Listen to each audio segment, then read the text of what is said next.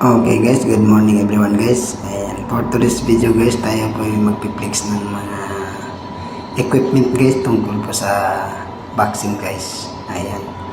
Ito po yung ano guys. Ayan. Isa sa mga ginagamit ng mga nagbaboxing guys. Ayan, treadmill. Ayan.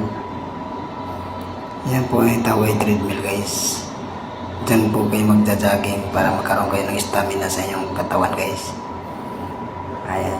Isa yan sa mga ginagamit ng mga nagbaboxing, mga atleta. Ayan. So may mga alta press yan guys. Gustong bumabang yung dugo guys, pwede rin ito guys. Ayan. Ito po yung parang bike sa guys. Ayan, nasa kaliwa ko. Ayan.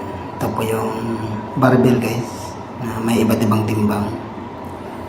Ayan, may 10 kilograms, 10 kilograms, 15 kilograms. Ba't iba? Depende sa size guys, sa bigat na kaya ng inyong braso. Ayan, namimili ka lang po dyan. Ayan, yan po yung dumbbell. Ayan, 50 kilograms naman yan guys.